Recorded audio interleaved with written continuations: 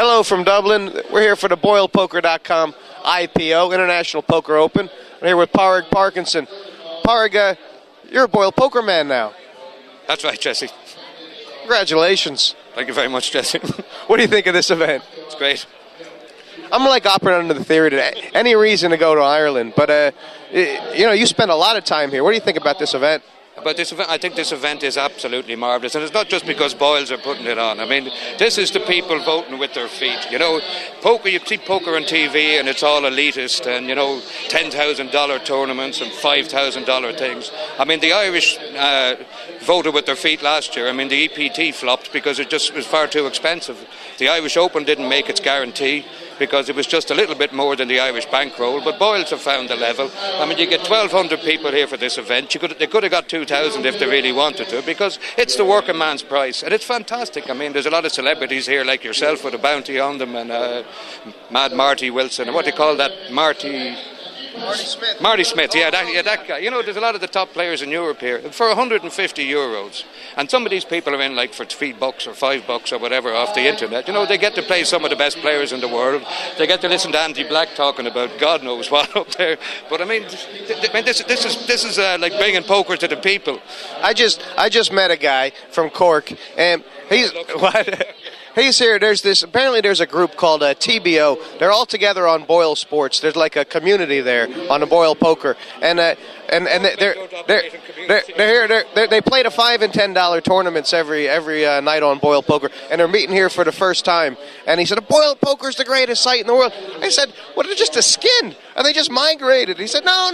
That's why they're all here meeting for the first time. It's great they got like a community like that. I mean, well, they got Paul Spillane running the show now, and you've known Paul for as long as I have, which is way too long. Oh, he's even sicker than us. But when you get a poker man in running a poker site, and a guy who's been on the road with all the lads, and who's been through the ups and downs of the whole thing, well, then all of a sudden you got a site that knows what they're doing and knows what the players want. I'm not slagging anybody off, but when you get a poker guy running a poker site, well, good things are going to happen, and he understands all this about community, the whole lot.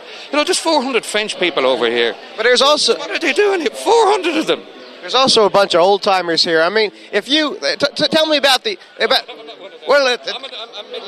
tell me about like if someone had walked in to the jackpot at a Marion Club 20 years ago and said they were going to get 1,200 people for a €150 tournament at the Regency.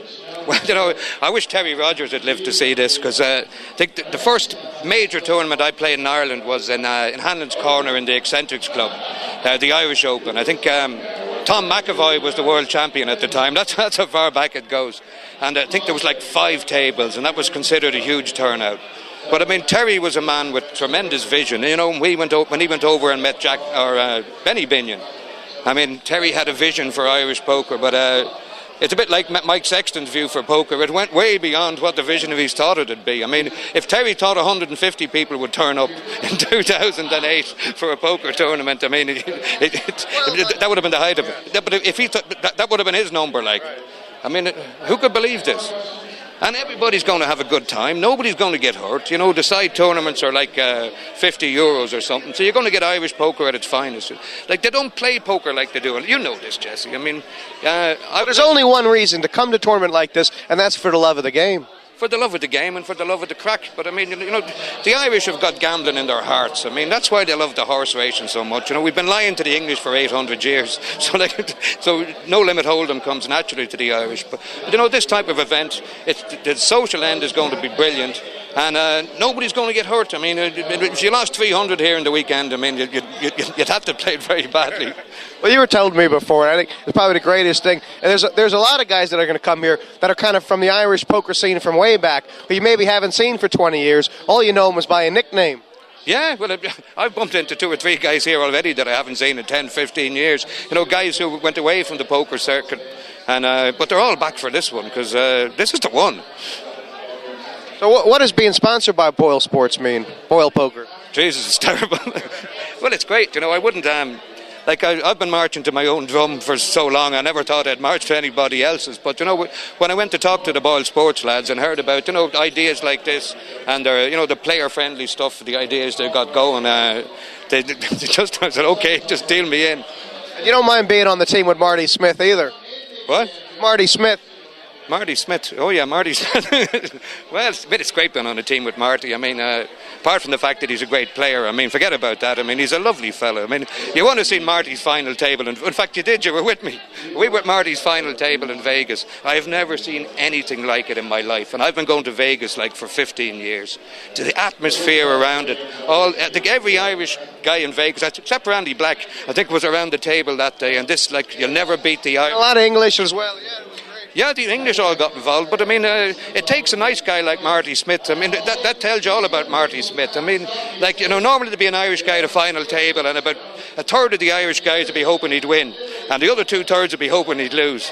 But I promise you, when Marty was there, the whole room was rooting for him. I mean, it was the most amazing. It never stopped. I don't know, can't remember if they were televised or not. It's going to be the greatest thing ever. It gave you chills. They did televise it, but I think they nearly left Marty out of it because they had a couple of those Americans, the Grinder and one of the Fams and all that. So the American TV were going on about the boys. I think they showed Tom Hanlon's exit hand. He was probably the best Omaha player at the final table. I mean, they very begrudgingly admitted that Marty won. You know, the Americans don't like it because, you know, Phil Hellmuth was at another table around the corner playing for his 19th bracelet or whatever the hell it was. And there was kind of a small little crowd around that. And I went out to see that at one stage. Actually, I was going for a piss. But when you're standing around Helmut's table, and there's, you know, and Helmut normally has a big entourage, but I mean, there weren't 10% of the people that were there rooting for Marty and the other thing. Like, what a night out! It felt like a World Cup soccer final. You can't beat the Irish, and I mean, it was fantastic. It was marvellous, you know, and all the Irish got behind Marty because he's got that kind of karma, I think. You know, I mean, you could travel the world, you won't hear anybody with a bad word to say about Marty Smith. I mean, he should piss somebody off sometime just to see what it's like. Don't you wish he'd get an ego or something so people could start making fun of him? I don't think Marty could spell ego. I mean, that's the great thing about Marty. But all the success he's had in the last couple of years, I mean, he's not. He hasn't promoted himself. You know, sometimes when guys have to level the success that Marty's had, well, all of a sudden they have to change their friends because their friends aren't important enough. They might still like them, but you can't be seen hanging around with bums like and guys that are broke. You have to be hanging around with all the other in guys. But you know, I'd say, you know, if Marty won the main event, he'd be the same guy the next day as. It's amazing, isn't it, that Boylepoker can do something like this? I mean, there's no way they can make any money from this. I mean, you know, there's 1,200 people, €150 a pop. I mean, it's just for fun, really. I mean, and that's, you know, I mean, they're doing a lot of things, right, aren't they? Well, this is what I was saying. It's player friendly. I don't know how much it's costing Boyles to run this, but I'd imagine it's quite a lot. But, you know, it gets a lot of people onto the site, and guys get to see firsthand, you know, what it's all about.